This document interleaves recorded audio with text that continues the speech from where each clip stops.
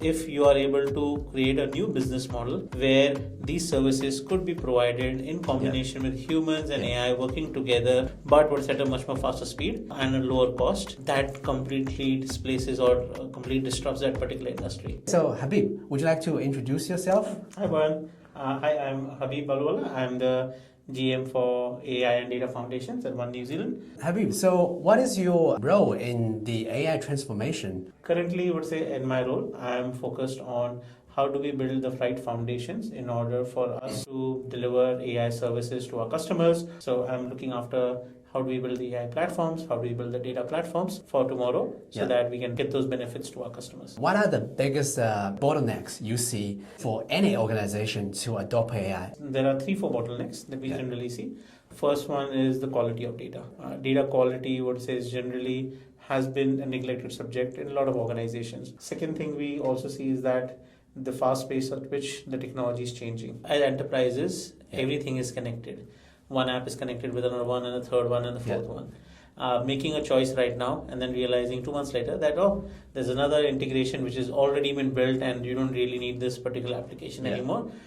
That is one of the biggest challenges we see, where the pace of change of technology is so fast, it's very difficult for us to keep up with it and make decisions around what to select right now versus what to wait. How does One New Zealand use AI to benefit the wider New Zealand? So I think in our case, we'll say we are using technology to help first our internal employees by helping them improve their productivity. And at the same time, we are helping using AI to understand customer problems, customer challenges, and then delivering solutions that can help relieve those customer problems as well. Using AI to help faster deliver those solutions which can help customer problems. So we, for example, we are using Microsoft Copilot within an organization which is helping improve the productivity drastically. We are using some smarts in order to help understand what challenges are customers complaining about to us. How do we improve the overall sentiment for our customers going ahead? These LLMs are so capable now. I remember that pre-LLM, you have to build all the machine learning models to analyze the sentiment. Now you just feed everything to the LLM. If you look at it from an economic perspective, what is LLM actually doing? It's reducing the cost of cognition and creativity. So now that has helped us in many ways because now a lot of cognition work was either delayed or was not being picked up. We can now pick it up. You also work with startups as well, right? What is the advice for startups to build AI or any SaaS product? I used to help out a lot of startups, and one of the things that I've seen currently change in the startup ecosystem is that you need to be much more customer obsessed right now. And the other thing is that you need to be customer obsessed with regards to your delivery as well. Earlier it used to take, let's say, 1 month, 2 months for a feature to release. Now customers are expecting those feature changes within weeks or days in many cases. For any startup, you need to start thinking about how do you build a community, because building that community will give you that feedback loop to improve your product, and then you can continuously iterate and then grow it bigger. You need that continuous feedback loop as early as possible. For AI products, you need to start thinking about building AI products from a deep domain perspective. You can't build it just AI as a feature. AI should be the core product itself. That's where I think the biggest challenge for a lot of startups is coming up. Where you were building, you can have this component and on top of it there's an AI feature over there. That can help, but that can be easily replicated by your competition as well. How you need to start thinking about is how is AI core to this particular problem, and how is it being used in order to solve that problem. So don't just have a data management system with a feature on top of it. Try to see, an AI run data management system completely end to end. What tools do you use on a daily basis? Generally, I would say I use a lot of ChatGPT, Microsoft Copilot as well. But one of my favorite tools recently is Namkin.di. I really love the component of it where you can provide it any amount of text and it comes up with a selection of visuals there, which you can possibly use as well. So in my work, especially when we are doing a lot of presentations on strategy, on future pathways, those kind of tools is really helpful for us. How do you balance when to use AI and when to rely on human experience? When we are trying to drive certain outcomes, there always try to use AI in each of those outcomes as much as possible. But then have a human oversight and a human review in order to see that, are those outcomes really to the mark, or are they falling below the mark? I feel that the way the world is moving towards is we try to use AI first as much as possible, and then try to use humans as reviewers, which can drive a lot of the outcome. You have been a researcher. Now you are the leader of a very large organization. What is your advice for someone who's starting their career as a researcher, who also wants to develop their leadership skills? There are two pathways. One is that if you're a researcher and if you join this space, try to work closely with industries to see how you can get the right outcomes and how you can drive initiatives in a much more faster way. My challenge was that at that time, research itself was a big community and had a lot of backing from government as well as other institutions. But now if I look in today's world, research is getting less and less, and private research labs are actually gaining a lot of footing in that. But at the same time, if you want to transition from a research to an industry leader, working closely with industries, understanding industry problems, and trying to have a mindset of not just going deep into the problem, trying to see how can you deliver the problem in a much more faster manner, being able to not just be technical, but be moving between technical, non-technical, and juggling between both, and being a good translator is a skill that is very relevant in industry. As a leader, it's not your job just to say that, okay, we need this to be completed. It's your job to actually convince the team, we need to achieve this because of these reasons, and this might be the right pathway. Or if there are any other suggestions from the team, work on that and try to come to a consensus. Where do you think the AI is going to go? Where's the next frontier? There are going to be two pathways. One is in enterprises that are delivering current solutions. They will evolve into AI organizations as well, because you will see that a lot of AI will be embedded into different functions, whether it's in the form of internal employee usage or customer facing and so on. Then there is a second ecosystem, AI startups, which are now going to become not just very broad, but much more deeper. You might see that startups that are coming up in a certain domain, handling everything end to end, will become much more relevant and much more valuable as we go ahead. Some businesses that will change the business model completely, that will become much more prominent. AI, it's not just an AI company which does some AI work, which was earlier done by humans, but it is that which comes with a completely different business model. On top of it, AI is helping drive that business model. That will become much more relevant.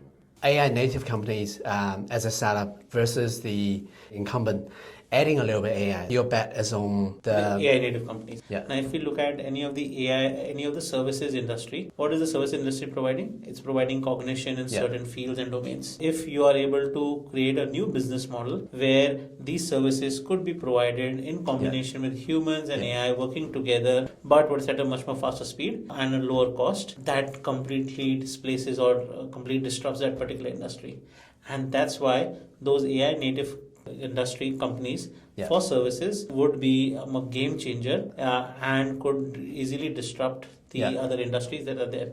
Do you think there will be like a large pushback from those incumbents because they already have their moat, they already have their customers? That's where these companies with the knowledge that they have of earlier customers and the needs of the customers could use data in order to fight against this AI native company. In the end, what I generally see is that there have been lots of companies that have gone to the other model first and then moved on to the other ones. So for example, Uber disrupted the entire taxi industry over there without even actually owning a taxi. Before it went large, everybody thought, it's just a fad, it might just go away with it. But it has actually disrupted the entire taxi industry across the world, not just in one space, one area, but across the world.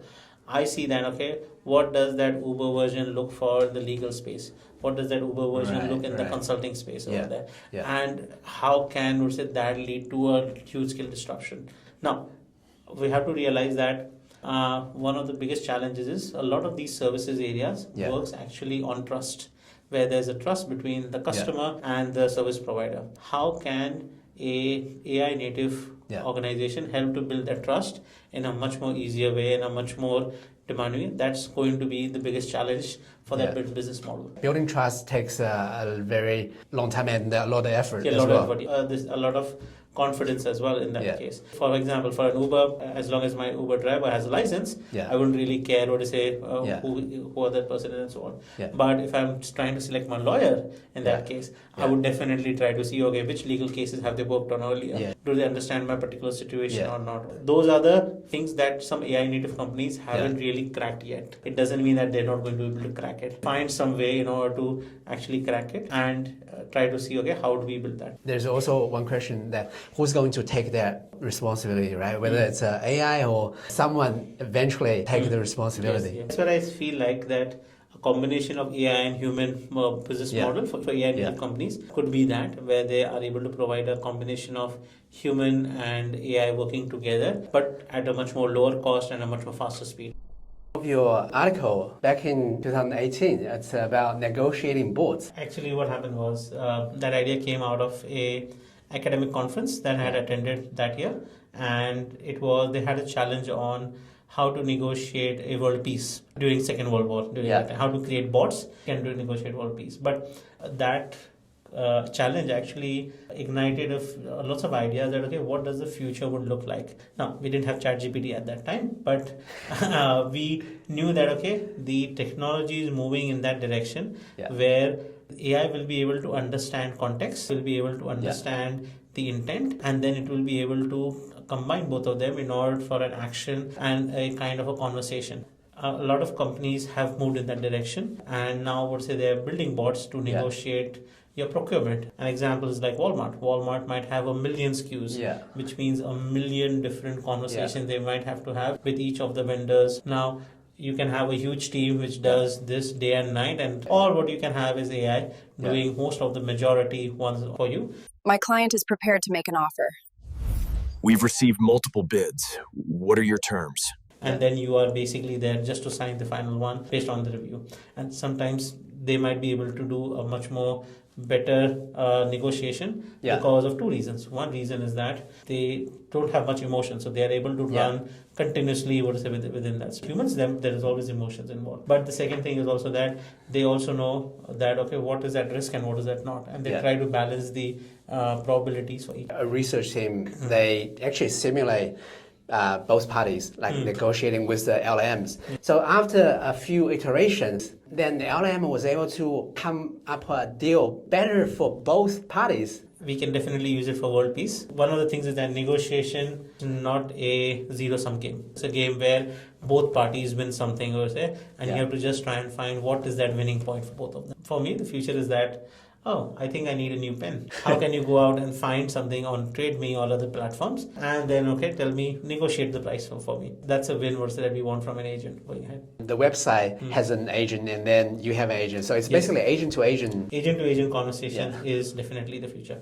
Another one is that, if you might know, MasterCard and Visa, both of them have released protocols for agents to make transactions. You can give it the right and based on the platform you're using, and then they will be able to make transactions on your behalf as well. To a certain limit, similar to what we had with PayWave earlier, when it was like $50 or something like that, where you can only do that. That's where I think the agentic world will start from, where it will be able to make transactions, because platforms will now have agents in order to negotiate on them. Starting from very small things to building trust slowly. Once people trust it, they can fully from Copilot to autopilot. And definitely agree. And that's the 2-3 stages. First is Copilot, where it's a partner. Second stage is where you make it run. And then you just have a supervision purpose for it. We have all the agent-to-agent automations. The web infrastructure was built to prevent these bot activities. I think what will happen is that every agent will require an identity check system that will be built, where you can register your agents and you can do an identity check for them so that they can transact on your behalf and talk to different parties or interrogate with different parties on your behalf. That system will come up sooner or later, because what we'll see is that there might be some incident where lots of it might have thought agent, and then that agent has been a bad actor and then cause a disruption. So now, in order to release that, they need to come up with a system where every agent that is interacting is carrying either the identity of the user or it has its own individual identity, which is registered and verified, and then it can interact with not just one but 100 different systems based on its role access or its access to different information. It will be able to gather that information as well.